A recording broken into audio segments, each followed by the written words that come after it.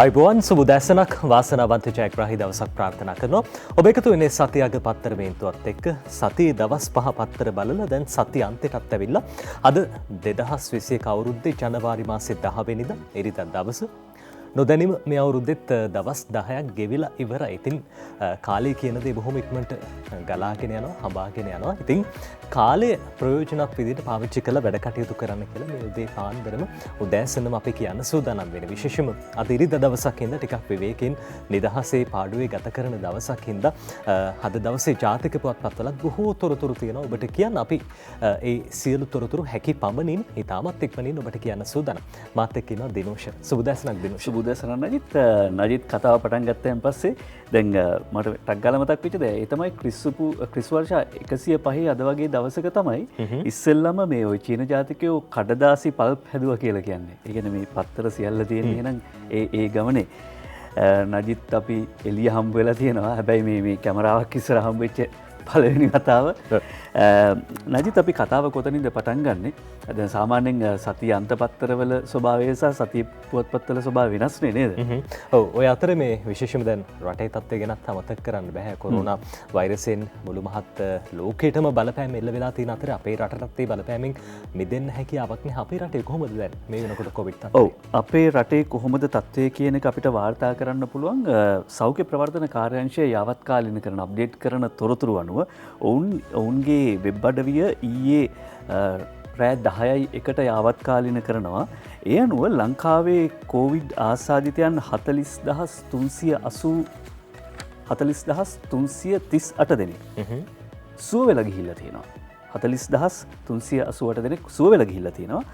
6,773යි රෝහල්ගතව ප්‍රතිකාර ලබන්නේ. 47,840ක් රෝගීන් වාර්තා වෙද්දී.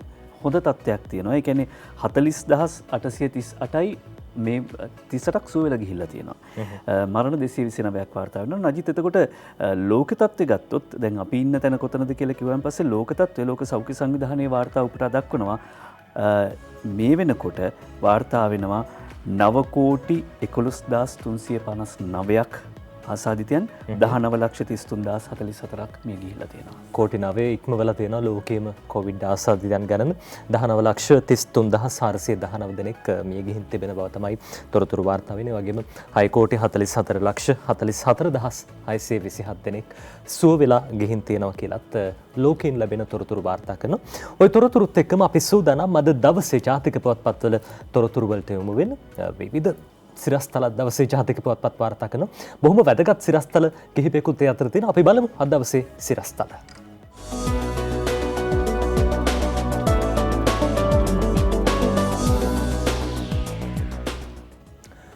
දිරුෂ දැන් අපි දන්නවා මේ අපේ රට ටිකක් කරන අය බරින් මිරිකිලා පෙළෙන රටක්. දැන් ජනාධිපතිතුමා ඒ වගේම අගමැතිතුමා සඳහන් කළා පහුගිය අවුරුද්ද සඳහා වෙන ණය ගෙවලා තියෙන. හැබැයි දැන් මේ අවුරුද්දේ අපිට ණය ගෙවන්න සිද්ධ වෙලා තියෙනවා.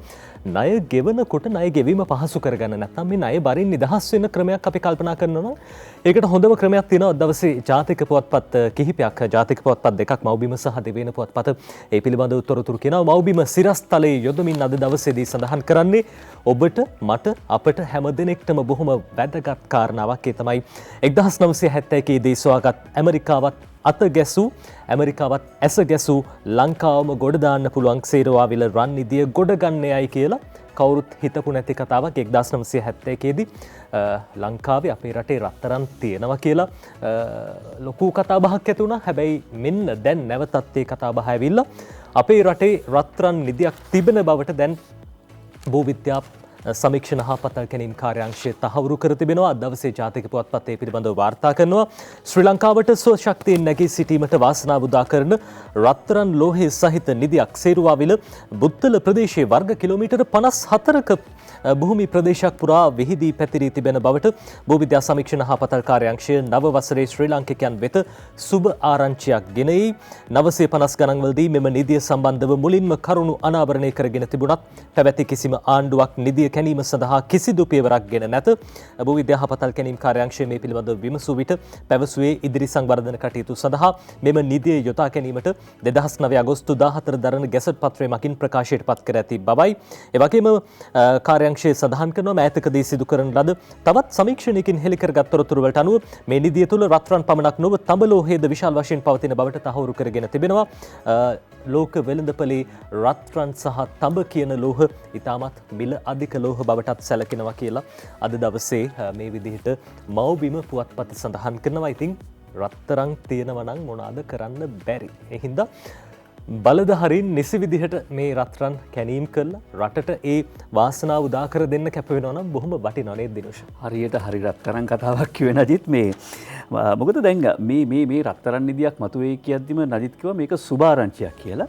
දැන් මේ සුභාරංචිය පිළිබඳව කතා කරාම අපි අහලා තියෙන අර මහාවංශය කියනවා දුටුගැමුණු රජුරෝ රුවන් මෙලිසෑය තනවන්න ඕන කියලා සිතවිල්ලක් හිතේ ඇතිවෙච්ච ගමන්ම රත්තරන් ගඩොල් පහළ වුණා කියලා. දැන් මේ නැවත රට ගොඩනගන්න ඕනේ සෞභාග්‍ය කරා ගෙනියන්න ඕනේ කියලා රට සිහින දකින මොහොතක තමයි මේ රත්තරන් නිදිය පිළිබඳව කතාව නැවත මතුවෙන්නේ. එතකොට දැන් අර නජිත් කිව්වා වගේම මේ රත්තරන් සහ තඹ තමයි ලෝකේ වැඩිපුරම ඉල්ලුමක් තියෙන ලෝහය කියලා කියන්නේ. අද දිවයින පුවත්පත මෙහෙම පෙරළලා බැලුවොත් කියනවා රත්තරන් නිදියක් මතුවේ වර්ග කිලෝමීටර 54ක් පුරා පැතිරිලා නිදිය තිබෙන්නේ MCC ආර්ථික කොරිඩෝවේ අර ඩොලර් මිලියන 480ද දිවයින පුවත්පත කියනවා මේ නිදියේ වටිනාකම කියන්න බෑ කියලා. අපිට MCC ගිවිසුමත් සංකරන ඩොලර් මිලියන 480ක් දෙනවා කියලා කිව්වනේ. ජගත් කණහැරේ ආරක්ෂි වාර්තා කර සිටින්නේ මේකේ මිල වටිනාකම තවම කියන්න බෑ.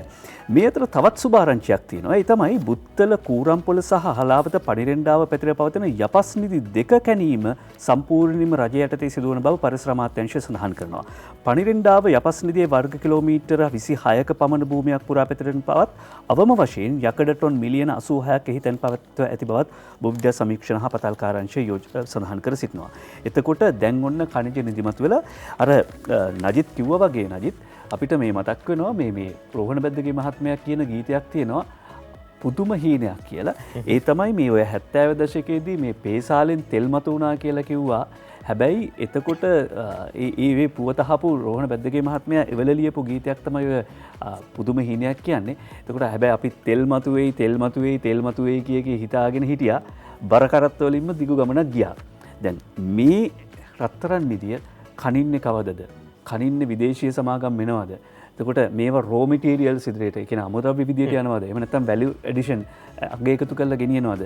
මෙන්න මේ ගැන තමයි හිතන්න ඕනේ. මේ තඹ සහ රත්තරන් මේ නිදිය රටට අනාගතයට රන් නිදියක් බවට පත් වේ කියලා විශ්වාස කරනවා. රජයේ පිළිබඳ තීන්දුව ගනී කියලා අපි විශ්වාස කරනවා. අපි ප්‍රාර්ථනා කරමු අපේ ජීවිත කාලය තුල හරි මේ රත්තරන් විකුණලා හරි ලැබෙන විදේශ විනිමයෙන් අපේ රටේ මේ තියෙන සංවර්ධනය තව තවත් වැඩි කරගන්න හැකියාව ලැබෙන්න කියලා. අද දවසේ දිවයින පුවත්පත සහ මව්බිම මේ විදිහට ප්‍රධාන සිරස්තල වාර්තා කරන අතරදී අද සති අග අරුණ පුවත්පත වාර්තා කරනවා ටිකක් වෙනස් සිරස්තලයක්. ඒ තමයි පහුගිය වසරේ ආනයනය කරලා තියෙන්නේ ලංකාවටම කාර් දෙකයි. ඊට කලින් අපි දන්නවා මෝටර් රථ විශාල ප්‍රමාණයක් ආනයනය කළා. හැබැයි ආනයන සීමා කිරීමත් එක්ක ගිය වසරේ ගෙනාවේ කාර් දෙකයි, බස් රථ 27ක් හා යතුරුපැදි 277ක් පමණයි. වැඩියෙන්ම ගෙනත් ඇත්තේ ඉඩම් වාහන. ECT ජැටියේ මාස දෙකකට නැව් 28කින් කෝටි 32ක ආදායමක් කියලා අද දවසේ මේ විදිහට තවත් තොරතුරු කියන අතරදී මේ වාහන සම්බන්ධ කාරණාව පිළිබඳව අවධානය යොමු කරනකොට චමින්ද සේනාරත්න අද දවසේ සතිය ගාරුණට මේ පුවත ලියන්නේ වාහන ආනයනයේ සීමා කිරීමත් සමග පසුගිය වර්ෂයේ මාස 8ක කාලය තුල මෝටර් රථ දෙකක් හා බස් රථ 27ක් පමණක් ආනයනය කර ඇති බවට මුදල් අමාත්‍යාංශයේ රාජ්‍ය මූල්‍ය කළමනාකරණ වාර්තාවේ සඳහන් වෙයි. යතුරු පැදි ආනයනය කර ඇත්තේ 277කි කියලා මේ විදිහට සතිය ගරුණ පුවත්පත කියනවා. මීට කලින් අවුරුදු වල නම් අපි දන්නවා සාමාන්‍යයෙන් අර ඉංග්‍රීසි නම්බර්ස් එනකොට නම්බර් සෙට් එකක් ඉවර වෙන්න, පේලියක් ඉවර වෙන්න එච්චර වැඩි කාලයක් ගත වෙන්නේ නැහැ. ඒ කියන්නේ මෝටර් රථ දෙකක් නෙවෙයි සාමාන්‍යයෙන් 1000ක් විතර ඊටත් වැඩි ප්‍රමාණයක් මාසෙකට ආනයනය කරනවා. හැබැයි පහුගිය අවුරුද්දටම ගෙනල්ලා තියෙන කාර් දෙකයි අපේ රටේ ජාතික ධන ඉතිරි කරනවා. සමහර වෙලාවට හිතෙන්න පුළුවන් මේ මෝටර් රථ ආනයනය නොකිරීම තුළ අපිට සුවපහසු සැප වාහනයක් පාවිච්චි කරන්න අවස්ථාවක් නැති වේද කියලා. හැබැයි ඉතින් ටිකක් කල් මේ දුක නැත්තම් මේ අපහසුතාව විඳලා ගන්න සිද්ධ වෙනවා. රටේ ධනෙ ඉතිරි කරගන්න, රට ඉහළට ගෙනියන්න, ආර්ථිකයෙන් ඉහළට ගෙනියන්න. එතකොට නජිත් දැන් කාර් දෙකයිනේ ගෙනාවා කියන්නේ. හැබැයි එහෙම ගෙනාවා කියලා කවුරුත් පයින් ගියේ නෑ වැඩිපුර. පැහැදිලිව. බස් අපේ ප්‍රවාහන පහසුකම් පිළිබඳ ගැටලුවක් තිබුණේ නෑ නේද? පැහැදිලිව. අර ඒ දුක මෙද දරාගෙන අපි රටක් විදිහට ඉස්සරහට යන අර ලෝකේ ඕන තරම් දියුණු වෙච්ච රටවල් තියෙනවා. කොරියාවේ අපි දන්නවා දිනුෂ මේ විශේෂ මේ කොරියාවේ ජීවත් වෙන කාන්තාව තමුන්ගේ කොණ්ඩේ කපලා ඒ කෙස් විකුණලා තමයි මේ රටේ සංවර්ධනයට දායක වුණේ. අපිටත් එහෙම වෙන්න හැකියාව තියෙනවා. ඒ අතරේ සිළුමිණ පුවත්පතක් දවසේ වාර්තා කරන ප්‍රධාන සිරස්තලයේ අඩු ආදායම් පවුල් ලක්ෂයකට රුපියල් ලක්ෂයක සහන ණයක් ලබා දෙන්න රජය සූදානම් කියලා මේ ජයසිරි මුණසිංහ ලියන පුවත ශුද්‍ර මූල්‍ය ආයතන වලින් ඉහළ පොලියට ණය ලබාගෙන අධික ණය බරට ලක් වූ ග්‍රාමීය සහ අඩු ආදායම්ලාභී පවුල් ලක්ෂයකට අධික පිරිසකට වාර්ෂිකව 6% පොලියට රුපියල් ලක්ෂයක ණය මුදලක් ලබන පෙබරවාරි මාස සිට ලබා දීමට රජය කටයුතු යොදා තිබේ. මේ පිළිබඳ විශේෂ කැබිනට් පත්‍රිකාවක් මුදල් අමාත්‍යවරයා විසින් ලබන සතියේ ඉදිරිපත් කරන බව සමෘද්ධි ශුද්‍ර මූල්‍ය ව්‍යවසාය සංවර්ධන ඌන උපයෝජන සම්පත් සංවර්ධන රාජ්‍ය අමාත්‍ය ශිහාන් සේමසිංහ මහත්තයා කිව්වා කියලා අද සිළුමිණ ප්‍රධාන සිරස්තලයේ විදියට ওই විදියට වාර්තා කරනවා. ඒ අතරේ සන්ඩේ මෝනිං පුවත්පතත් අද දවසේ විශේෂ සිරස්තලයක් වාර්තා කරනවා. ඔව් වාහන ගැන කතා කළා. ඊට පස්සේ අපිට අධිවේගී මාර්ග ගැන කතා කරන්න පුළුවන්. EIC එහෙම නැත්නම් Expressway Investment Company කියලා අලුතෙන් සමාගමක් ආරම්භ කළා. මේකත් එක්කම End of Road for RDA කියලා වාර්තා කර සිටින මනිෂා මුදුගමුගේ වාර්තාවක් අද The Morning පුවත්පත The Sunday Morning පුවත්පත ඒ අනුව මේ අලුතෙන් ආරම්භ කරපු EIC කියන සමාගම නිසා මාර්ග සංවර්ධන අධිකාරියට RDA එකට ලැබෙන්න තියෙන බිලියන ගණනක් මුදල් වාර්ෂිකව අහිමි වීමේ අවදානමක් තියෙනවා. ඒ සල්ලි නැති වුණොත් RDA එක වැහෙන්න පුළුවන් කියලා තමයි කියන්නේ End of Roads for RDA. මොකද පුවත්පත කියන විදිහට පසුගිය ඔක්තෝබර් මාසයේදී කැබිනට් පත්‍රිකාවක් මුදල් අමාත්‍යාංශය විසින් නිකුත් කළා. ඒ තමයි මේ අධිවේගී මාර්ග සම්බන්ධ කටයුතු වෙනුවෙන් අලුත් ව්‍යාපෘති සම්බන්ධ ආයතනයක් ආරම්භ කරන්න. ඒ තමයි මේ Expressway Investment Company කියන්නේ. එතකොට ඒකට සියලුම මේ අධිවේගී මාර්ගවල ගාස්තු ඒකට යනවා. එතකොට RDA එක දුවන්න විදියක් නැහැ කියලා තමයි අද The Morning පුවත්පත Sunday Morning පුවත්පත ප්‍රධාන සිරස්තලයේ හැටියට වාර්තා කරන්නේ. ඔය අතරේ Sunday Island පුවත්පත දවසේ වාර්තා කරන්නේ සිරස්තලයේ විශේෂම කොරෝනා වෛරසය COVID-19 පිළිබඳව. Sunday Island පුවත්පතට මේ විදිහට ලියනවා Suresh Perera. සිරස්තලයේ COVID-19 under control situation in Western province improves with dip in positive cases. විශේෂම බස්නාහිර පළාතේ COVID-19 අවදානම ටිකක් වැඩි වේගකින් එන තත්ත්වයක් පෙන්눔 කරනවා කියලා අද දවසේ Sunday Island පුවත්පත ඔය විදිහට සඳහන් කරනවා. A situation in Western province improves with dip in positive cases. විශේෂම මේ කොරෝනා ආසාදිතයන් වාර්තා වීම අතින් ගත්තහම ඊයේ දවසෙත් විශාල පිරිසක් වාර්තා වුණේ බස්නාහිර පළාතෙන්. ඉතින් මේ බරපතල ගැටලුවක් බව අද Sunday Island පුවත්පත ඔය විදිහට සඳහන් කරනවා. ඒ අතරේ Ceylon Today පුවත්පත අද දවසේ ප්‍රධාන සිරස්තලයේ විදිහට වාර්තා කරන්නේ COVID-19 සම්බන්ධයෙන් විශේෂම විදේශගත ශ්‍රී ලාංකිකයන් මිය ගොස් තිබෙනවා. මේ COVID ආසාදනය වෙලා දැන් ඒ ප්‍රමාණය 89 දක්වා ඉහළ ගිහින් කියලා Ceylon Today පුවත්පත කියනවා. COVID-19 killed 89 Sri Lankans in Middle East. විශේෂයෙන්ම මේ මැද පෙරදිග ජීවත් වන ශ්‍රී ලාංකිකයන් 89 දෙනෙකු මිය ගොස් තිබෙන බව. 3923 migrant workers infected. විශේෂයෙන්ම විදේශගත ශ්‍රී ලාංකිකයන් 3923 දෙනෙකු ආසාදිතයන් බවට තහවුරු වෙලා තියෙනවා. 3823 recovered. 3823 දෙනෙකු සුවය ලබලා තියෙනවා. 69,000 workers in 137 countries expecting to return. විශේෂයෙන්ම රටවල් 137ක ශ්‍රී ලාංකිකයන් 69,000ක් අපේ රටට එන්න බලාගෙන ඉන්නවා කියලත් අද Ceylon Today පුවත්පත ඔය විදිහට සඳහන් කරනවා. ඒ අතරේ Sunday Observer පුවත්පත වාර්තා කරනවා අද ප්‍රධාන සිරස්තලයේ විදිහට ටිකක් වෙනස් කාරණාවක්. ඒ තමයි මේ විශේෂම පාස්කු ප්‍රහාරයට සම්බන්ධ සැකකරුවන් පිළිබඳව දැන් පාස්කු ප්‍රහාරය පිළිබඳ විමර්ශනය කරන ජනාධිපති කොමිසම හමුවේ අපි දකිනවා සාක්ෂි ලබා දෙනවා බොහෝ පිරිසක්. මේ අතරින් කවුද ඇත්තටම වග කියන්න ඕනේ? අද දවසේ Sunday Observer පුවත්පත කියනවා විශේෂයෙන්ම ඇමරිකා එක්සත් ජනපදයේදී මේ පාස්කු ප්‍රහාරයට සම්බන්ධ ශ්‍රී ලාංකිකයන් තිදෙනෙකු අත්අඩංගුවට අරගෙන තිබෙන පුවතක්. Easter Sunday attacks. 3 Lankans charged in US US pledges support in local probe විශේෂයෙන්ම දැන් ඇමරිකා එක්සත් ජනපදයේ අපේ රටේ මේ ඇති වී තිබෙන ප්‍රශ්නය ගැටලුව විසඳන්න දැන් පාස්කු ප්‍රහාරයට හරි හැටි වගකිව යුත්තේ තවමත් නැහැ. කොමිෂන් සභාවේදී විවිධ පිරිස් සාක්ෂි ලබා දෙනවා, විවිධ තොරතුරු හෙළි වෙනවා. හැබැයි මේ සිද්ධියට සම්බන්ධ සැකකරුවන් 3 දෙනෙකු අත්අඩංගුවට ගත්ත බව තමයි විශේෂයෙන් අද සන්ඩේ ඔබ්සර්වර් පුවත්පත සඳහන් කරන්නේ. ඔබට මතක නම් ඊයේ රාත්‍රියේදී ITN ප්‍රවෘත්ති ඔබ බැලුවා නම් අපි ඊයේ දවසෙත් ඔබට මේ පිළිබඳව මේ විදියට සඳහන් කළා. පාස්කු ප්‍රහාරයට සම්බන්ධ ශ්‍රී ලාංකිකයන් 3 දෙනෙකුට ලොස් ඇන්ජලිස් අධිකරණය හමුවේ අධිචෝදනා ගොනු කර ඇති බව ඇමරිකා රාජ්‍ය දෙපාර්තමේන්තුව සඳහන් කළා. මෙලෙස චෝදනා එල්ල වී ඇත්තේ මොහමඩ් නෞෆ, මොහමඩ් අන්වර් මොහමඩ් රිස්කාන්, අහමඩ් මිල්හාන් හයාතු මොහමඩ් නැමැති තිදෙනාටයි. මොහමඩ් නෞෆ නැමැත්තා පාස්කු ඉරුදින ත්‍රස්ත ප්‍රහාරයේ මහමොලකරු ලෙස සැලකෙනවා. ඔහු මෙවන විට පසුවන්නේ මෙරට අපරාධ පරීක්ෂණ දෙපාර්තමේන්තු භාරයේ. අහමඩ් මිල්හාන් හයාතු මොහමඩ් මැද පෙරදිගදී අත්අඩංගුවට ගැනුනේ පාස්කු ප්‍රහාරයෙන් අනතුරුවයි. ඔහු මෙරටට පිටුවහල් කෙරුණු අතර ජාතික තෞහීද් ජමාත් සංවිධානයේ නව නායකයා ලෙසද හයාතු මොහමඩ් හඳුනාගෙන තිබෙනවා. මොහමඩ් නෞෆ සහ මොහමඩ් මිල්හාන් යන දෙදෙනාටද ලොස් ඇන්ජලිස් අධිකරණය හමුවේ චෝදනා කිහිපයක් ගොනු කර තිබෙනවා. පාස්කු ඉරිදා එල්ල වූ IS ත්‍රස්ත ප්‍රහාරයෙන් 268 දෙනෙකු මිය ගිය අතර ඊට ඇමරිකා පුරවැසියන් 5 දෙනෙකුද අයත්. තවත් 500කට ආසන්න පිරිසක් මෙහිදී තුවාල ලැබුවා. කැලිෆෝනියා ප්‍රාන්තයේ ඇමරිකා රජයේ නීතිඥ නිකොලා ටී හැනා සඳහන් කර ඇත්තේ ලොව ඕනෑම තැනකදී ඇමරිකානු ත්‍රස්තවාදීන්ගේ ඉලක්කයක් වූහොත් ඊට එරෙහිව දැඩි ක්‍රියාමාර්ග ගැනීමට ඇමරිකාව පසුබට නොවන බවයි. පාස්කු කොමිසමේදී හෙළිවෙන කරුණු අනුව පැහැදිලි වෙන කාරණාවක් තමයි නජිත් මේ සමහර වෙලාවට පහුගිය කාලෙදී රීකන්සිලියේෂන් එහෙම නැත්නම් මේ සංහිඳියාව කියලා සමහර අන්තවාදී ක්‍රියාත් ඉවසා දරාගෙන නොදැක්කා නොදන්නාසේ හිටියා කියලා. ඒ අනුව හැබෑවටම සංහිඳියාව කොහොමද ක්‍රියාත්මක කරන්න ඕනේ දැන් නැවත වතාවක් හිතා බලන්න පුළුවන්. හේතුව සංහිඳියා කාර්යාලයට යලි පණ දෙයි කියලා අද ලංකාදීප පුවත්පත ප්‍රධාන සිරස්තලේ හැටියට අජන්ත කුමාර අගලකඩගේ වාර්තාවක් උපුටා දක්වනවා. යනු යහපාලන ආණ්ඩුව විසින් පිහිටුවන ලදුව දැනට අක්‍රියව පවතින ජාතික සමගිය හා සංහිඳියාව සඳහා වන කාර්යාලය යලි සක්‍රිය කිරීමට රජය තීරණය කළ තිබෙනවා.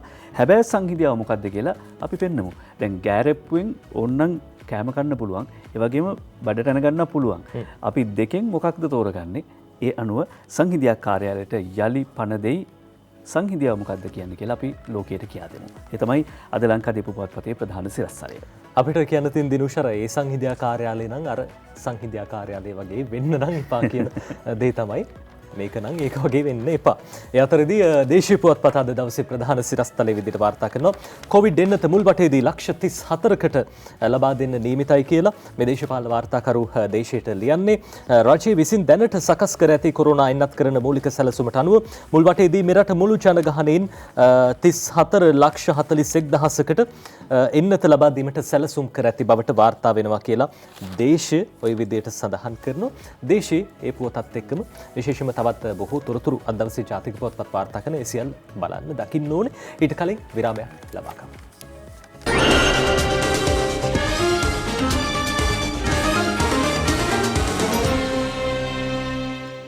විරාමෙන් පස්සේ අපි නැවත මුණ ගැහෙනවා. නජිත් දැන් මේ COVID-19 කියලා කියන්නේ VIP ලෙඩක්. හරිද? ඒ කියන්නේ රජවරුන්ට, සිටුවරුන්ට, කෝටිපතියන්ට, ඊට පස්සේ නළු නිලියන්ට, කුවේරයන්ට, മന്ത്രിවරුන්ට, ඇමතිවරුන්ට ලංකාවේ පවා දැන් ඩෑසිල් ජයසේකර රාජ්‍ය අමාත්‍යවරයා COVID ආසාදිත වෙයි තිබෙනවා. අපි සුවය ප්‍රාර්ථනා කරනවා. ඒ අතර දැන් මේ අවුරුදු ඉවර වෙද්දී අපිට බොහෝ දෙනෙකින් අහන්න පුළුවන් මේ වාට විද්දද කියලා. හේතුව තමයි අද ලංකාදීප පුවත්පත ප්‍රධාන සිරස්තලයේ හැටියට වාර්තා කරන දෑසිල් ඉලියනගේගේ වාර්තාවක් මේ අවුරුද්ද ඉවර වෙද්දී ලංකාවේ පුරවැසියන්ගෙන් 70%කට කොරෝනා එන්නත විඳින්නට පුළුවන් වෙයි කියලා වාර්තා කර සිටිනවා. අද ලංකාදීප පුවත්පත ප්‍රධාන සිරස්තලයේ හැටියට මෙහිමයි වාර්තා කරන්නේ. මේ වසර මැද භාගයේ වන විට රටේ ජනතාවගෙන් 70%කට කොරෝනා වසංගතයෙන් වැළකීමේ එන්නත ලබා දීමට හැකිවන බවට වෛද්‍ය අංශ මත පළ කර ඇත.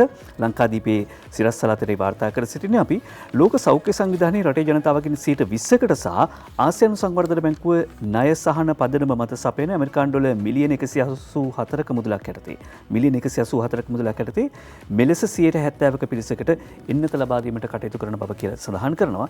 ඒ අතරේ අද The Sunday Morning පුවත්පතත් මුල් පිටුවේ වාර්තා කරනවා COVID-19 වැක්සිනේෂන් ප්‍රෝග්‍රම් එක එහෙම නැත්නම් COVID-19 වැළැක්වීම සඳහා එන්නත් ලබා දීමේ ව්‍යාපෘතිය COVAX ලෝක සෞඛ්‍ය සංවිධානයේ මාර්ගෝපති යටතේ ක්‍රියාත්මක වෙනවා. යනු මේ සඳහා වන ජාතික සැලැස්ම National Plan this week කියලා වාර්තා කර සිටින්නේ The Sunday Morning පුවත්. ඒ අනුව කාටද මේ එන්නත ලබා දෙන්න ඕනේ සහ කොහොමද මේක ක්‍රියාත්මක වෙන්න ඕනේ මේ එන්නත් කරන වැඩපිළිවෙල පිළිබඳව අවසන් සැලැස්ම මේ සතියේදී නිම කරන බව තමයි අද The Sunday Morning පුවත් වාර්තා කර සිටින්නේ. ඒ සැලැස්ම දිනුෂ හෙට දවසේ එළි දක්වනවා කියලා අද සතිය අරුණ පුවත්පත කියන කොවිඩ් එන්නත කාණ්ඩ 5ක් යටතේ විදින ක්‍රමය හෙට එළියට කියලා අද සතිය අරුණ පුවත්පතේ ප්‍රධාන පිටුවේ වාර්තා කරන උදේජී වේකනායක මේ පුවත ලියන්නේ. මුලින්ම සෞඛ්‍ය සේවකයන්ට ඊළඟට හමුදාවට පොලිසියට ජාතික එන්නත් කරන වැඩසටහන යටතේ COVID-19 වැළැක්වීම සඳහා එන්නත් කරන්නේ ජාතික සැලැස්ම සකස් කර අවසන් බව COVID-19 එන්නත් ලබා ගැනීමේ කාර්යසාධක බලකයි ප්‍රධානී ජනාධිපති ප්‍රධාන උපදේශක ලලිත් වීරතුංග මහත්තයා පැවසුවා කියලා අද සතිය අරුණ පුවත්පත ওই විදිහට සඳහන් කරන අතරේදී අද දේශීය පුවත්පත කියන විශේෂයෙන්ම අපි දැක්ක පහුගිය දවස්වල පවා දැන් පවා කතා වෙන දෙයක් තමයි මේ බ්‍රැන්ඩික්ස් කොරෝනා පොකුර කියලා සඳහන් වෙන්නේ. හැබැයි බ්‍රැන්ඩික්ස් සභාපතිගෙන් එන්නත් ගන්න මිලියන 6250ක් කියලා අද මේ විදිහට දේශීය පුවත්පත ලියනවා. මෙරට කොරෝනා දෙබැනි රැල්ල ආරම්භ වූ මිනුවන්ගොඩ බ්‍රැන්ඩික්ස් සමාගම් සමූහයේ සභාපති අශ්රෆ් ඔමාර් මහතා ප්‍රමුඛ ව්‍යාපාර සමාගම් ප්‍රධානීන් කිහිප දිනක විසින් කොරෝනා රෝගය සඳහා එන්නත් මිලදී ගැනීමට ඇමරිකානු ඩොලර් මිලියන 50ක මුදලක් ඒ කියන්නේ රුපියල් මිලියන 6250ක මුදලක් රජයට පරිත්‍යාග කිරීමට තීරණය කර ඇත කියලා දේශය ওই විදියට සඳහන් කරනවා. දිවෙන පුවත්පතට යන ලෑස්ති දිවෙන පුවත්පත කියන කාරණා දෙකක් අවධානය කරන්න කැමති යනුව කොරෝනා එන්නත දෙන්න මැතිවරණ කොමිසමත් එක්වෙයි කියලා කිව්වම නිකන් ඇයි මේ මෙහෙම වෙන්නේ මොකද ඉන්දියාවෙන් අපිට වාර්තා වුණා ඉන්දියාවේ මුදල් ඇමතිතුමිය කියලා තිබුණා මේ අපිට ඡන්දෙ දුන්නොත් අපි ඕගොල්ලන්ට වැක්සින් එක දෙනවා කොරෝනා එන්නත දෙනවා කියලා. දැන් එහෙම කිව්වම කොරෝනා දෙන්න ඇයි ලංකාවේ මැතිවරණ කොමිසම සම්බන්ධ වෙන්නේ කියලා මේ පුවත වාර්තා කර සිටින දෙවෙනි පුවත්පතට උපාලිද සේරම් කියන විදිහට ජනාධිපති ජ්‍යෙෂ්ඨ උපදේශක ලලිත් වීරතුංග මහත්මිය පුට දක්වමින් තමයි මේ වාර්තාව ගෙනෙන්නේ. දැන් 70%කට මේ එන්නත දෙන්න ඕනේ කියලා කිව්වා 20%ක් දෙනාට මේ එන්නත ලබා දෙන්න කියලා ලෝක සෞඛ්‍ය සංවිධානය උදව් කරනවා. කොහොමද මේ පිරිස තෝරගන්නේ කියලා බලද්දී හරිම නියම දත්ත තියෙන්නේ මැතිවරණ කොමිසමේ නැත්නම් ඡන්ද නාමලේඛන අනුව හරිම දත්ත හොයාගෙන ඒ අනුව රටේ ජනතාවට සුදුසු පුද්ගලයන්ට මේ හඳුනාගත් පිරිසට කොවිඩ් එන්නත ලබා දීමට නියමිතයි. නිසා තමයි කොරෝනා එන්නත දෙන්න මැතිවරණ කොමිසමත් එක් වෙයි කියලා කියන්නේ. පොඩක් ඊට පහලින් තියෙන පොතක් කියන්න හිතුවා. දැන් මොකද්ද කොරෝනාවල ලක්ෂණ කියලා බ්‍රිතාන්‍ය සහ ඊශ්‍රායල් විද්‍යාඥයන් දෙපිරිසක් එකතු වෙලා 2500ක විතර රෝගී රටවල් බොහොමයක 2500ක විතර නියදියක් ආශ්‍රය කරගෙන සමීක්ෂණයක් කරලා තියෙනවා. ඔවුන් කියන විදිහට COVID-19 එහෙම නැත්නම් කොරෝනාවල මූලික රෝග ලක්ෂණය තමයි ඒ රෝගීන්ට ගඳ සුවඳ දැනෙන්නේ නැහැ. ඒ වගේම රස නිරස දැනෙන්නේ නැහැ. අද ඒමන්ති මාර්මගේ වාර්තාව ගේනවා කොරෝනාවල ප්‍රධාන රෝග ලක්ෂණය ගඳ සුවඳ නොදැනීමයි කියලා දිවෙන පුවත්පතට වාර්තා කර සිටිනවා. ඒ අනුව මේ පරීක්ෂණය මගින් සඳහන් කරන ආකාරයට ගඳ සුවඳ නොදැනීමේ තත්ත්වයෙන් පෙළෙන කොරෝනා ආසාදිතයන්ට ඒ තත්ත්වෙන් මිදීම සඳහා මාස 6ක පමණ කාලයක් ගතවන බව පරීක්ෂකයෝ සඳහන් කරනවා. යුරෝපීය පිටු රෝහල් 18ක ප්‍රතිකාර ලබන කොරෝනා ආසාදිතයන් 2500කට ආසන්න සංඛ්‍යාවක් යොදාගෙන තමයි මේ අධ්‍යයනය සිදු කරලා තියෙන්නේ. දැන් හෙම්බිරිස්සාවක් වුණක් හැදුනහම කොහොමත් ගඳ සුවඳ දැනෙන්නේ නැහැ, රස නිරස දැනෙන්නේ නැහැ. ඒ නිසා ටිකක් අවධානයෙන් ඉන්න කියලා තමයි මේ අලුත්ම පරීක්ෂණ මගින් අපිට පුවත්පත් හරහා වාර්තා කර සිටින්නේ. ප්‍රාතිර සතිය අරුණ කියනවා කොරෝනා දෙවැනි රැල්ලේ 80ක්ම මියගියේ ගෙවල් වල කියලා චමින්ද සේනාරත්න මේ පුවත ලියන්නේ. කොරෝනා දෙවැනි රැල්ලේ 80ක්ම මියගියේ ගෙවල් වල COVID-19 රැල්ලෙන් පසුගිය මාස 3ේදී මියගිය 200 දෙනාගෙන් 140ක්ම මිය ගොස් ඇත්තේ නිවෙස්වලදී බව සෞඛ්‍ය අංශ වැඩි දුරටත් ප්‍රකාශ කරනවා කියලා. විශේෂයෙන්ම යනුව පසුගිය ඔක්තෝබර් 4 වෙනිදායින් ආරම්භ වූ COVID-19 දෙවැනි රැල්ලෙන් ජනවාරි 4 වෙනිදා වන විට මියගිය 200ක් මිය ගොස් තිබියදී එසේ මියගිය අයගෙන් වැඩිම දෙනා කොළඹ 10 ප්‍රදේශයේ පදිංචි අය අතර එම සංඛ්‍යාව 26ක්. මියගිය අයගෙන් 60 දෙනෙකු වයස අවුරුදු 70 සහ 84 පසු වන අතර මියගිය වයස්ගත පුද්ගලයා කෝට්ටේ ප්‍රදේශයේ පදිංචි අවුරුදු 98ක පිරිමි පුද්ගලයෙක් කියලා වැඩි දුරටත් අද දවසේ සතිය ගරුණ ওই විදිහට තොරතුරු සඳහන් කරනවා. ඔය අතරේ විශේෂයෙන්ම සංචාරක හෝටල් පිළිබඳව දැන් මේ කාලේදී වැඩි අවධානයක් යොමු වෙනවා. දැන් කොරෝනා මේ වසංගතයත් එක්ක විශේෂයෙන්ම අපි දැක්ක සංචාරක කර්මාන්තයේ ආරම්භ කරන්න සිද්ධ වුණා. රටක් විදිහට අපි මේ දේවල් පවත්වගෙන යන්න ඕනේ. ඔය අතරේ සංචාරක හෝටල් 7500ක් හාන්සි කියලා අද දවසේ දේශීය පුවත්පත කියන කතාව. කොරෝනා වසංගතය නිසා මේ රට සංචාරක හෝටල් 7500ක් පමණ බරපතල මූල්‍ය අර්බුදයකට ලක්ව තිබේ. මේ හෝටල් අතර ඉහළ තරු පන්තියේ හෝටල් මෙන්ම කුඩා පරිමාණයේ හෝටල්ද තිබේ. මේවායේ ඍජු හා වක්‍ර රැකියා කරන්නන්ද සංචාරක ක්ෂේත්‍රයේ සෙසු රැකියා කරන්නන්ද ලක්ෂ 30ක් පමණ වන බව සංචාරක අමාත්‍යාංශය ප්‍රකාශ කරයි කියලා අද දේශය ওই විදිහට තොරතුරු වාර්තා කරනවා. දැන් සංචාරක කර්මාන්තයේ බිඳවැටලා කියලා කිව්වන් පස්සේ ලැබෙන අවස්ථාවේදී අර බොරදියේ මාළු බාන්නේ වෙන නැත්නම් කලදුටු කල වලේ ගන්න එක සුදුසු නෑ කියන එක තමයි අපි නැවත වතාවක් ප්‍රකාශ කර සිටින්නේ. The Sunday Morning පුවත්පත කියනවා not forced to undergo paid quarantine ශ්‍රී ලංකා විදේශ සේවා නියුක්ති කාර්යාංශයයි මේ කියා සිටින්නේ. ඒ අනුව අසාධාරණ විදියට හෝටල් වලින් මිල අය කරනවා, මුදල් අය කරනවා.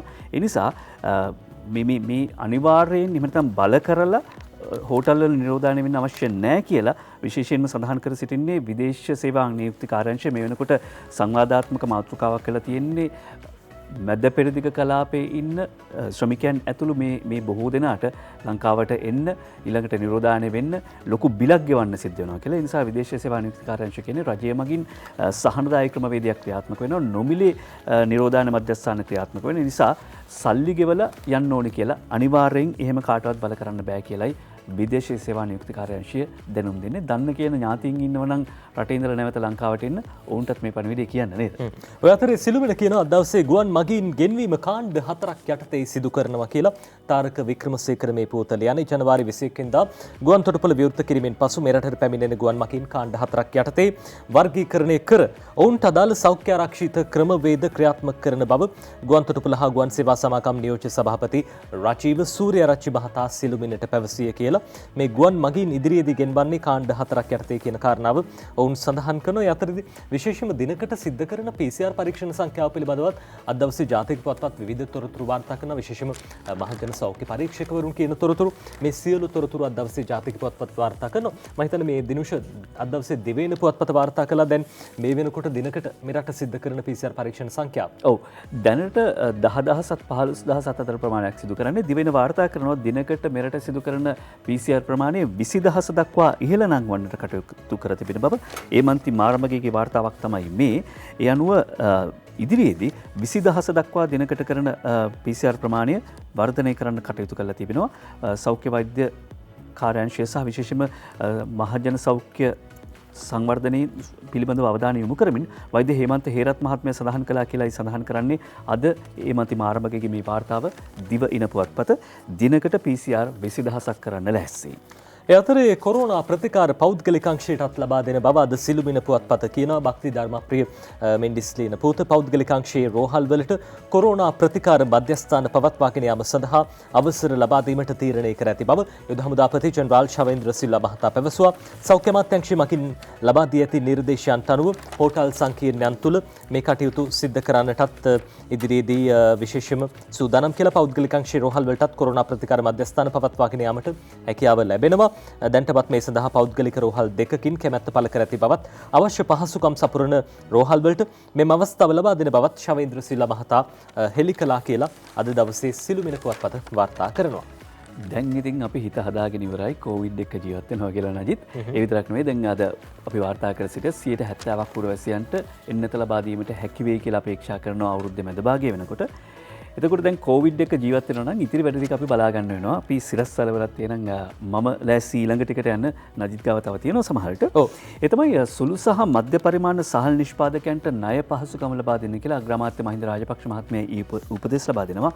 අනුර බාලසූරිය මේ වාර්තාව ගෙනෙනවා දිව ඉන පුවත්පතට. විශේෂයෙන්ම දැන් මහා පරිමාණ හාල් මෝල් හිමියන් කිහිප දෙනෙක් රටේ හාල් මිල තමන්ගේ අතට අරගෙන තියෙනවා. ඒ නිසා රටේ පවතින සහතික මිලට වී මිලදීගෙන පෙබරවාරි 1 වෙනිදා සිට 6 වෙනිදා දක්වා මාස 6ක කාලයක් පෙබරවාරි 1 වෙනිදා සිට මාස 6ක කාලයක් යාවත් කාලීන වන සහල් සඳහා ස්ථිර පාලන මිලක් ලබා ගැනීම ඇතුළු ඉල්ලීම් කිහිපයක් මුල් කරගනිමින් ඊයේ පැවතිච්ච සාකච්ඡාවේදී අග්‍රාමාත්‍ය මහින්ද රාජපක්ෂ මහත්මයා උපදෙස් දීලා තියෙනවා ණය දීලා ගොඩනගන්න ඕනේ විශේෂයෙන්ම සුළු සහ මධ්‍ය පරිමාණ විමෝල් හිමියන්. මොකද මහා පරිමාණ විමෝල් හිමියන් හැම විටම කරන්නේ කියන්නේ පාරිභෝගිකයන් ඒ වගේම සුළු සහ මධ්‍ය පරිමාණ හාල්මෝල් හිමියන් ග්‍රහණයට ගන්න එක. මේ නිසා සුළු සහ මධ්‍ය පරිමාණ වීමෝල් හිමියන්ට සහනදායී වශයෙන් ණය ගෙවා දැමීමට අවශ්‍ය පරිදි පහසුකම් සැලසීම පිළිබඳවද අවධානය යොමු වී බව වාර්තා කර සිටිනවා අද දිවයින පුවත්පත. ඒ අතරේ සිළුමිණ අද දවසේ කියනවා ගම හදන්න කෝටි 65,000ක් ඉදිරියේදී වියදම් කරන්න නියමිතයි. නිහාල්පි අබේසිංහ ලියන්නේ ග්‍රාමීය ප්‍රදේශ සංවර්ධනය කරමින් පුද්ගලයන් ලක්ෂ 190කට පමණ සිත සැලසීම සඳහා මේ වසරේ අයවැයමකින් රුපියල් කෝටි 65,000ක් වෙන් කර ඇතැයි මුදල් අමාත්‍යාංශ ලේකම් එස්.ආර්. ආටිගල මහතා පැවසුවා කියලා වැඩිදුරටත් ඔය විදිහට සඳහන් කරන අතරදී විශේෂයෙන්ම සිළුමිණ පුවත්පත එක් පාර්ශවයකින් අපි දැක්ක චෝදනාවක් එල්ල වෙලා තිනවා. දේශීය පුවත්පත අද ගැන කියනවා. විශේෂයෙන්ම මේ චෝදනාව එල්ල කරන්නේ ජනතා විමුක්ති පෙරමුණ පාර්ශවයෙන්. මේ ආණ්ඩුවත් රටේ සම්පත් විකුණනවා කියලා ජනතා විමුක්ති පෙරමුණ ඒ විදිහට චෝදනා එල්ල කරනවා. අපි වැඩිදුරටත් අවධානය යොමු කළොත් එහෙම වත්මන් ආණ්ඩුව කොළඹ වරාය නැගෙනහිර ජැටිය විකිණීමට ගත් උත්සාහය තමත් නතර නොකර ඒ දිගටම සිදු කරගෙන යන බවට ජනතා විමුක්ති පෙරමුණේ ප්‍රධාන ලේකම් ටිල්වින් සිල්වා මහත්තයා පැවසුවා. යහපාලන රජයේ ප්‍රතිපත්ති වෙනස් කරන බවට ජනතාවට පොරොන්දු දී වත්මන් ආණ්ඩුව බලයට පැමිණියද උන් ක්‍රියා කරන්නේ යහපාලන රජයේ ප්‍රතිපත්ති මත බව විශේෂයෙන්ම එතුමා සඳහන් කරලා තියෙනවා කියලා අද දේශීය පුවත්පත සඳහන් කරන. හැබැයි මේ ප්‍රශ්නයට ඇමතුමාගේ පාර්ශවයෙන් රජයේ පාර්ශවයෙන් අග්‍රාමාත්‍යවරයා මේ හැම දිනෙකම දැන් පිළිතුරු ලබා දීලා තියෙන නැගෙනහිර ජැටිය සම්බන්ධයෙන් කොයි ආකාරයෙන්ද මේ සංවර්ධන කටයුතු සිද්ධ කරන්න යන්නේ ආයෝජන කටයුතු සිද්ධ කරන්න යන කියන වගේ. හැබැයි ඉතින් මේ දේවල් පිළිබඳව තව දුරටත් මේ විදිහට ප්‍රශ්න කරනවා අපි දකිනවා ජාතික පුවත්පත් ඒ විදිහට වාර්තා කරනවා. ඔළුවේ කැක්කුමක් හැදුනහම කොට්ටි මාරු කරලා බැලුවොත් සමහරට සනීප වෙන්න ඉඩ තියෙනවා නේද? නව නායකත්වය වෙනස් නොකර නව නිල මඩුල්ලක් පත් කිරීමට එක්සත් ජාතික පක්ෂය සැරසෙයි කියලා වාර්තා කර සිටින්නේ අකිත පෙරේරා අද දිවෙන පුවත්පතට හිස රදයට කොට්ටි මාරු කළා වගේ කියලා හිතෙන්න පුළුවන්. මේ සිරස්සලේ දුටුවම එක්සත් ජාතික පක්ෂයේ නව නිලධාරි මණ්ඩලයේ ලබන සතියේ පැවැත්වෙන කෘත්‍යාධිකාරී මණ්ඩල රැස්වීමේදී අලුතෙන් පත් කිරීමට තීරණය කර තිබෙනවා. හැබැයි නායකත්වය වෙනස් නොකර නිලධාරී මණ්ඩලය විතරක් වෙනස් කරන්නයි තීරණය කළා තියෙන්නේ. ඒ විදිහට තමයි අද දවසේ අරුණ පුවත්පත තොරතුරු දිවයින පුවත්පත වාර්තා කරන්නේ. අරුණ පුවත්පතත් විශේෂයෙන්ම දිනුෂ මේ සම්බන්ධයෙන් තොරතුරු වාර්තා කළා. අපි දැක්කා එක්සත් ජාතික පක්ෂ නායකතුමන් රනිල් වික්‍රමසිංහ මහත්තයා දැන් එතුමාට පාර්ලිමේන්තු මන්ත්‍රී කියලා කියන්න බෑ. ඔව් හිටපු පාර්ලිමේන්තු මන්ත්‍රී. හිටපු පාර්ලිමේන්තු මන්ත්‍රී.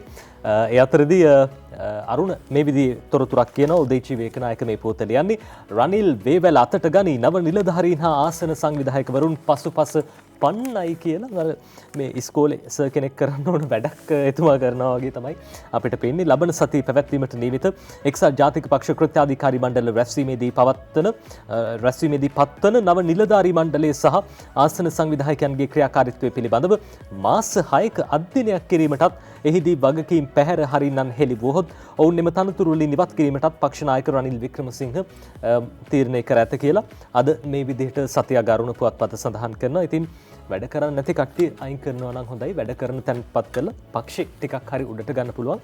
තවමත් පාර්ලිමේන්තු මන්ත්‍රී ධුරය සඳහා කවුරුත් නම් කළා නැහැ නේද? නෑ, තව අවුරුදු 4ක් විතර තියෙනවනේ පාර්ලිමේන්තුවේ දුර කාලය ඉවර කරන්න. හොඳයි. හැංගිලා ඉන්න අය ගැන කිව්වන් පස්සේ විදෙස් පුවත් අතරට ගියාට කමක් නෑ. මම හිතන්නේ තව දේශීය පුවත් නජිත් ගාව තියෙනවා.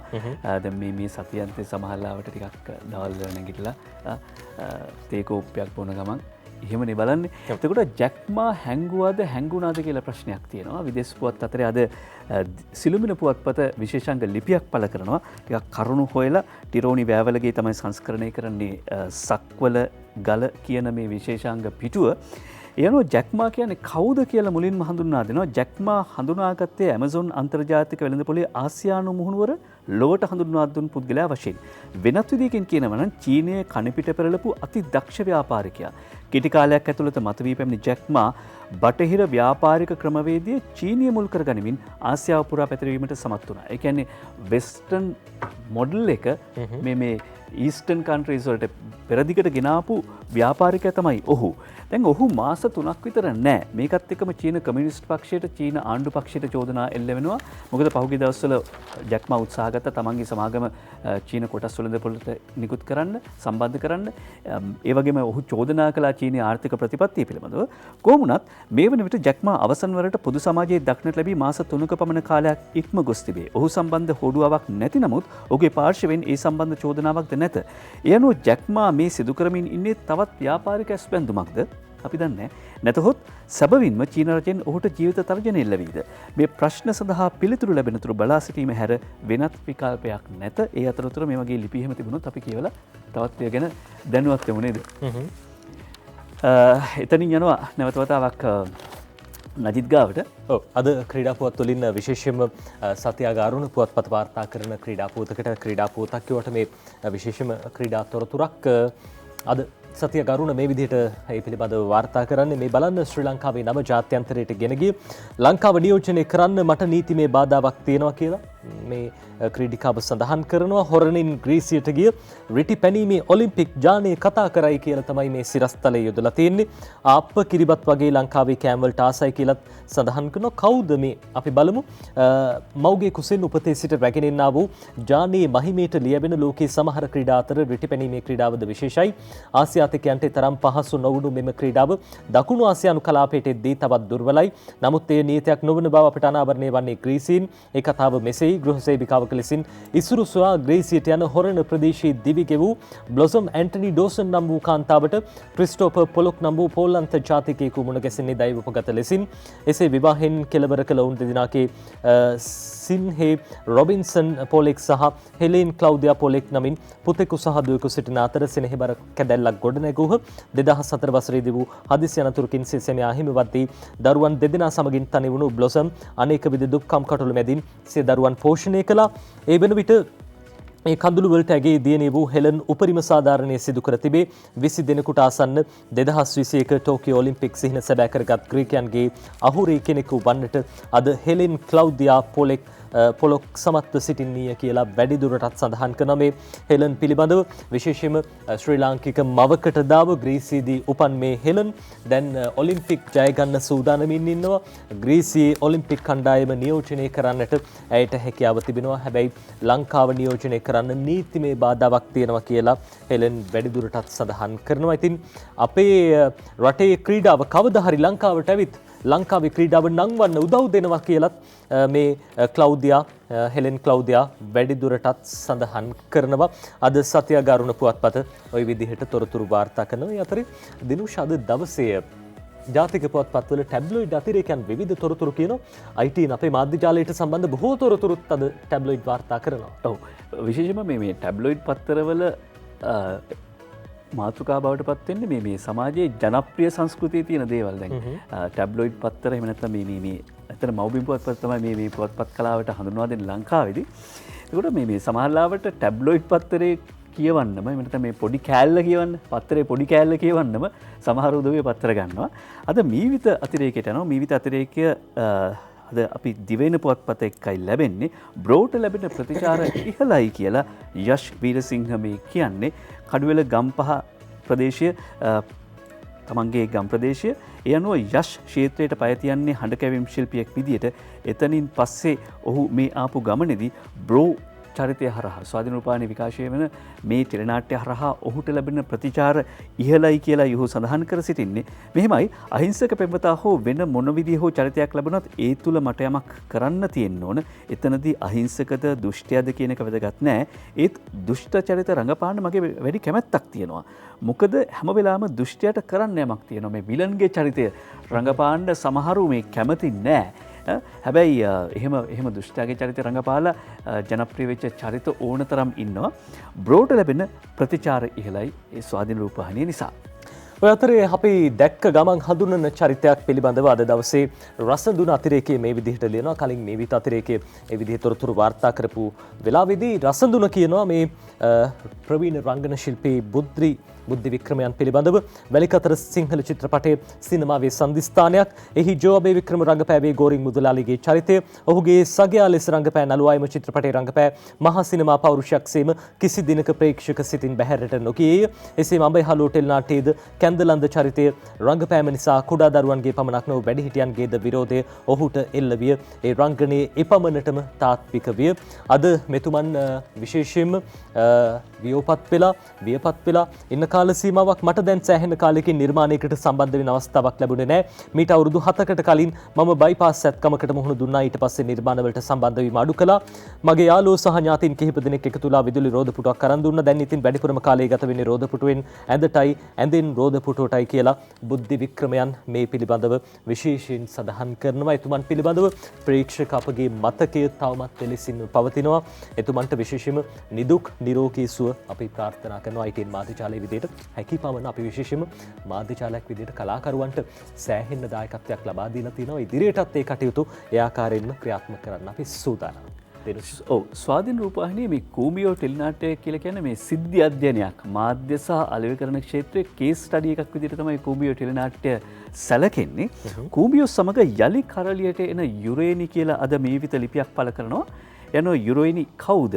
යුරේනි කියන ඉතාම සංවේදී කතාවක් ආරම්භෙදිම. ඇත්තටම යුරේනි කියන්නේ අවුරුදු 7ේදී අම්මා තාත්තා නැති වෙලා හොස්ටල් එකක තද නීති රීතියක ක්‍රිස්තියානි පරිසරයක හැදුණු දඟකාර පෙරලිකාර චරිතයක්. නපුරු ගති නිසා යාළුවෝ කිසි කෙනෙක් නැහැ. ඒත් ඒ අන් අයගේ සාර්ථකත්වය දැකලා සතුටු වෙන හැමෝම එක්කම මිත්‍රශීලීව කටයුතු කරන කෙනෙක්. නැවත වතාවක් යුරේනි කූඹියෝ එක්ක කරලියට එන්න සූදානම්. අපි මහ පොළව ගැනත් අපි කතා කරන්න ලෑසි. මේ මම ඒ පිටුව පෙරලා ගන්නකම් අද දවසේ මේ විදිහට රසඳුන කියන මහ පොළොව පිළිබඳව ITN මාධ්‍යජාලයේ අපේ නාලිකාවේ විකාශය වෙන බොහොම ලස්සන ටෙලිනාට්‍යයක් වෙයි කියලා අපි හිතනවා. විකාශය වෙන්න පටන් ගත්ත විතරයි සුමිත් රත්නායක ගේ ටෙලිනාට්‍යයක් මහ පොළොව කියන්නෙම දරා ගැනීමක්. සුමිත් රත්නායක ඒ විදිහට කියන්නේ මේ උත්සාහය මගේ රටේ මිනිස්සු වෙනුවෙන් හොඳ දෙයක් කරන්න කියලා. ඔහු ප්‍රතිභාපූර්ණ රංගන ශිල්පියෙක්, ප්‍රශස්තතම වේදිකා රංගනයේ උදෙසා ඇගීමට ලක් වූ නාට්‍යකරුවෙක්, රූපවාහිනී ටෙලිනාට්‍ය රංගනයේ විශිෂ්ටයෙක්. ඔහුගේ නිර්මාණ අතර විශේෂයෙන්ම මද්දහන උදෙසා ජාතික සම්මානයෙන් පෙදුම් ලැබූ සුමිත් රත්නායක තමයි මේ කතාබහට එකතු වෙන්නේ. ඔහුගේ නවතම ටෙලිනාට්‍ය මහ පොළොව පිළිබඳව. මහ පොළොව ඉදිරියේදී මහ පොළොව තරම්ම බර විශිෂ්ට නිර්මාණයක් වෙයි කියලා අපි විශ්වාස කරනවා. දිනෝෂ ඒ පිළිබඳව තමයි අපි දැන් තොරතුරු ගෙනාවේ. අද රසඳුන ඒ ගැන කියන්න. රසඳුන ඒ ගැන කිව්වා. දැන් මොකද කරන්න කියලා දවසේ කල්පනා කරනවා ඇති. ඊයේ දවසේදී වාර්තා වුණා ඛේදනීය පුවතක්. ඒ තමයි අර ගුවන් යානයක් කඩාවැටීම පිළිබඳව ශ්‍රී විජය එයා බෝයින් 737 කියන යානාව කඩාවැටුණ ඉන්දුනීසියාවේදී ගුවන්ගත වෙලා විනාඩි 4කට පස්සේ තමයි මේ වෙනකොට BBC ලෝක සේවය වාර්තා කරනවා. දීවර වගේක් දැකලා තියෙනවා. නාවිකයන් කීප දෙනෙක් දැකලා තියෙනවා. එලියක් කඩාගෙන වැටිලා මුහුදු වතුර උඩ පිපිරීමකට ලක් වුණා කියලා. මේකේ මගින් 67 දෙනෙක් හිටියා කියලා කියනවා. මේ නජිත් දැන් මේකත් එක්කම සංවාදයට ලක් වෙන කාරණයක් තියෙනවා. ඒ තමයි මේ බෝයින් 737 කියන යානා පිළිබඳව අපිට බලන්න පුළුවන්. අපි ස්වාධීන රූපවාහිනී ප්‍රවෘත්ති ඔස්සෙත් මේ පිළිබඳව කතා කළා. බෝයින් 737 මේ යානයේ ශ්‍රී විජය එයා කියන ගුවන් සමාගමට අයිති ගුවන් යානය. මේක ඉන්දුනීසියාවේ සිට ආසියානු රටවල් වලට තමයි මේ ගුවන් යාන ගුවන් සේවය ක්‍රියාත්මක වෙන්නේ. පුවත බලන්න දෙමුකෝ ඉස්සෙල්ලා. වෙලාව බලන්න තෝරන්නේ නේද ඊට කලින්. මෙන්න ඒ පුවත. අපි මේ පුවත ඉස්සෙල්ලා නරඹලා ඉඳමු.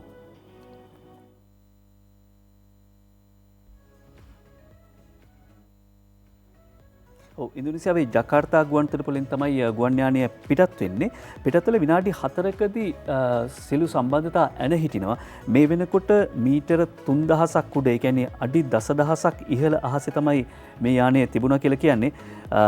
කොහොමුණත් මේ යානයේ ගුවන් අනතුරට හේතුව මොකද්ද? එහෙම නැත්නම් අවසානයේදී සිද්ධ වුණේ මොකද්ද කියන එක පිළිබඳව තවම තොරතුරු නැහැ. නදිතා කියන්න ගියේ මේකත් එක්කම මේ බෝයින් ගුවන් යානා පිළිබඳව තියෙන ගැටලුව. මොකද බෝයින් ගුවන් යානා බෝයින් 737 යානා පිළිබඳ ලොකු ගැටලුවක් ඇති වෙලා තියෙනවා. 2019 මාර්තු මාසෙත් මේ විදිහම ගුවන් අනතුරක් සිද්ධ වුණා. ඒ අනුව දැන් ගුවන් ක්ෂේත්‍රයේ කතාබහට ලක් වෙනවා මේ බෝයින් 737 යානා වෙනුවට ඊළඟට ඔවුන් නිකන් මධ්‍යම ප්‍රමාණයේ ගුවන් යානා අලුතෙන් හදන්න. ඒක බොහෝ විට බෝයින් 977 වගේ නැත්නම් 797 වගේ අංකයක් වෙයි කියලා කියන්නේ. මේ එක ගුවන් අනතුරකින් ගුවන් යානා කර්මාන්තය වෙනස් කරපු අර මේ ගුවන් යානා අපි කියන්නේ ගුවන් යානා සෙට් එකම නැත්නම් ගුවන් යානා ඒ මාදිලිය මොඩල් එකම සම්පූර්ණයෙන්ම ඉවත් කරනවා භාවිතයෙන්. ඒ වගේ අනතුරක් සිද්ධ වුණාම. මොකද දැඩිව සාකච්ඡාවට ලක් කරලා තියෙනවා 2019 සහ මේ නැවත වතාවක් මේ සිද්ධ වෙච්ච අනතුර ගැන. හොඳයි. අපි සූදානම් විරාමයක් ලබා ගන්න.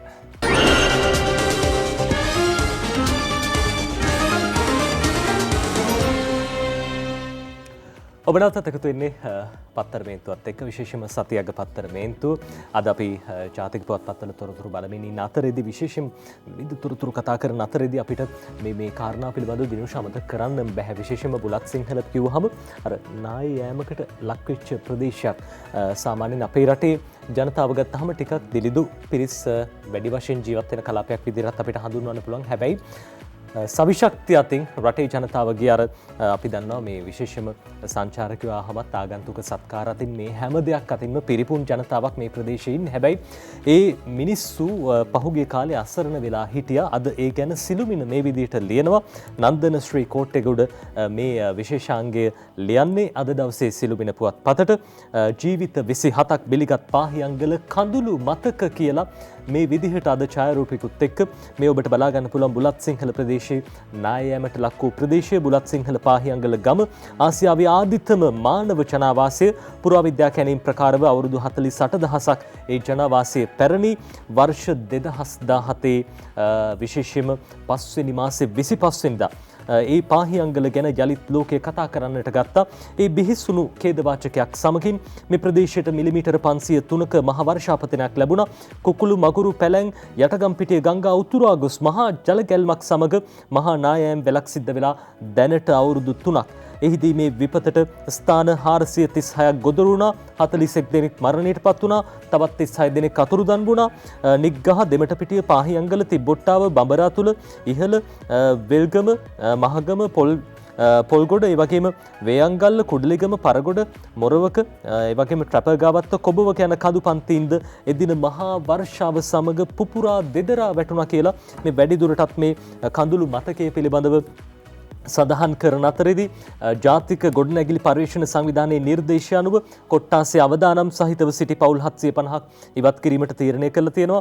ඒ නිර්දේශ මත ඔසින්ටන් වත්ත හල්වතුර කොන්ගස්තන් යන ප්‍රදේශ තුල අලුතින් ජනාවාස ඉදි කරන්න පටන් අරන් තියෙනවා. නිවාස 350ක් ඉදි කරලා තියෙනවා. කෙසේ වෙතත් මේ පවුල් 100ක්ම පදිංචි කර ඇත්තේ ඔසින්ටන් වත්තේ නිවාස සංකීර්ණයට තමයි මේ විශේෂම කතුවරයා නන්දන ශ්‍රී කෝට්ටේගොඩ ගිහිල්ලා මේ තොරතුරු එක්රැස් කරගෙන තින්නේ. ඉඩම් කච්චේරියක් පවත්වලා පර්චස් 10 ඉඩම් කෑල්ලක් දීලා රුපියල් ලක්ෂ 12ක වන්දි මුදලක් ලබා දුන්නා. දැන්ට පවුල් 60ක් පමණ ගෙවල් හදලා තියෙනවා. නිවාස හදාගත්තු සමහර අය තමයි ඉඩම් කැලෑවටම යන්න ඉඩ ඇරලා තියෙනවා. මොකද පහසුකම් මදි. පොදු චලනල් පද්ධතියක් නැහැ. පොදුවේ ප්‍රයෝජනයට ගන්න කියලා ප්‍රජාශාලාවක් අවශ්‍යයි. පෙර පාසල් ඕනේ. මේ සියලු පහසුකම් අවශ්‍ය බව තමයි ඔවුන් සඳහන් කරන්නේ. විපතටපත් වෙච්ච පීඩාවටපත් වෙච්ච පිරිසක් වෙනුවෙන් සහන සලසන්න ඒ කාලේ ඉඳපු බලධාරීන් කටයුතු කළේ නැති වුණත් මේ කාලේ ඉන්න බලධාරීන් හරි කටයුතු කරයි කියලා අපි විශ්වාස කරනවා. අද සිළුමිණ මේ කඳුළු මතකයන් පිළිබඳව ඒ විදිහට ආවර්ජනයක් සිද්ධ කළේ. ඉතින් සිළුමිණ පුවත්පතේ විශේෂාංගයත් එක්ක දිනුෂ අපි සූදානම් වෙන්නේ අද දවසේ කාටුන් බලන්න. ඔව් අපි නොදකින දේවල් අපිට නොපෙනෙන දේවල් කාටුන් නිර්මාණකරුවන් දකිනවා. බලමු මොනවද ඒ කියලා.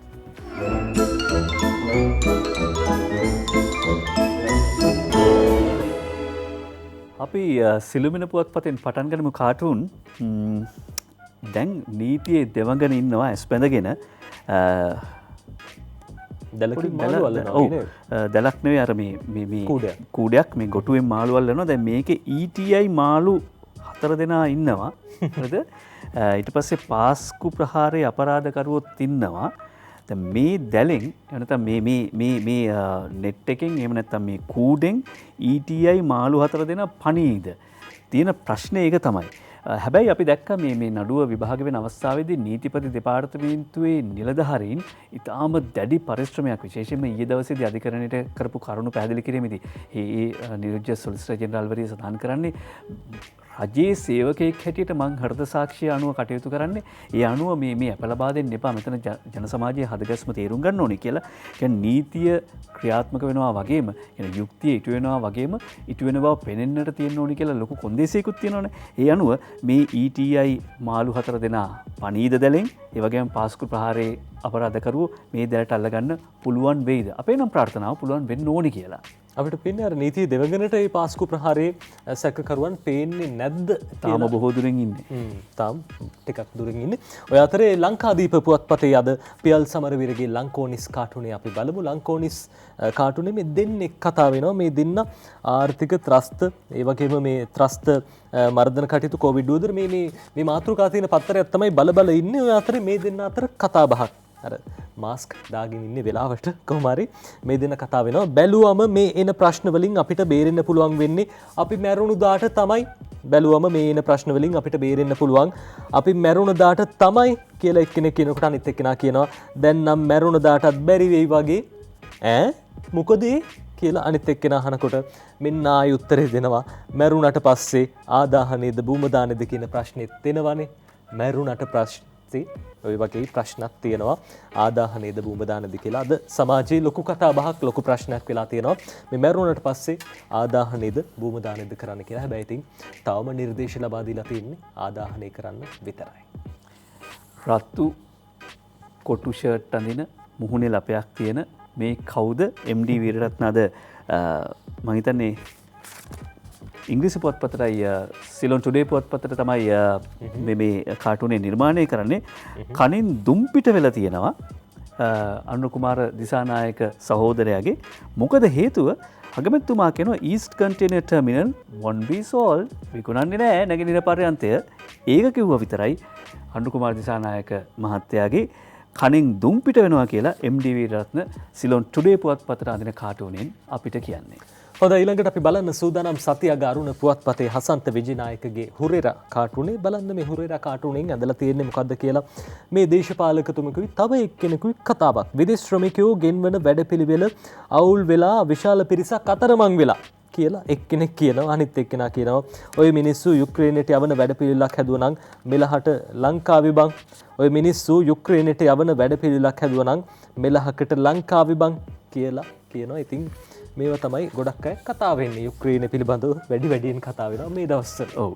නජිත් මේ මනාසේ දැන ගුණාසේ හිඳීම හරි විනෝදාත්මකයි කියලා කතාවක් Facebook වල ඊයේ පෙරේදා පළ වුණා. මනාසේ දැන ගුණාසේ හිඳීම හරි විනෝදාත්මකයි කියලා. සිම්පල් මෑන්ලා එහෙමයි. මනාසේ දැන ගුණාසේ ඉන්නවා. සිළුමිණි පුවත්පතේ සිම්පල් මෑන්ට පේන දේ බලන්නකෝ. සිම්පල් මෑන් කල්පනා කරගෙන ඉන්නවා. මනාසේ දැන පොඩි කල්පනාවක් දාගෙන ඉදිද්දි ඊළඟට පේන දේ හෙළයන්ගේ පැණි පෝලිමින් පස්සේ පිටරටවල ඉන්ජෙක්ෂන් පෝලිමකුත් වෙනවා වගේ. හොඳයි දිනුෂ අපි ඒ කාටුනයත් එක්ක සිම්පල් මෑන් කාටුනයත් එක්කම සූදානම් වෙන්නේ අදට ඔබේ නිවසෙන් සමු රැගෙන යන්න. ජාතික පුවත්පත් වාර්තා කරපු තොරතුරු බොහොමයක් අපි ඔබට කිව්වා කියලා විශ්වාස කරනවා. රටේ අනාගතය පිළිබඳව වගකීම අපේ අතේ තියෙන පරිස්සමින් ආරක්ෂාකාරීව සෞඛ්‍ය ආරක්ෂිතව කටයුතු කරන්න ඕන කියන පණිවිඩය අපි නැවතත් ඔබට දෙන්නේ අන්නේ හිතේ. අපි රටක් විදිහට පීවරක් දෙකක් ඉස්සරහට ඇවිල්ලා තියෙනවා කියලා අපේ හැසිරීම දිහා බැලුවම පේනවා නජිත්. ඒ කියන්නේ දැන් මුලින් වතාවේදී COVID-19 වසංගතයේ පළවෙනි රැල්ල ආපු වෙලාවේදී නීතිය ක්‍රියාත්මක කරන සෞඛ්‍ය නීති රීති මාර්ගෝපදේශ ක්‍රියාත්මක කරන්න පොලිසියට සෑහෙන බලපෑම් කරන්න සිදු වුණා. දැන් මේ වතාවෙත් මුල් අවස්ථාවේදී එහෙමයි. හැබැයි දැන් අපි තේරුම් අරගෙන තියෙනවා අවදානම අපි ළඟ තියෙන්නේ. නිසා ඒ අවදානමෙන් මිදීමේ වගකීම තියෙන්නේ ඔබේ මගේ අතේ. මීටර 2ක විතර පරතරයක් දුර තියාගෙන මීටරෙන් ඉන්න කියන එක තමයි අපේ යෝජනාව. ඒ වගේම අර මාස්ක් එක දාන එකත් අමතක කරන්න එපා. මාස්ක් එක දාගෙන නැතුව පාරේ ගියොත් එහෙම පොලිසියෙන් අල්ලනවා. ඒකත් ටිකක් මතක තියාගන්න.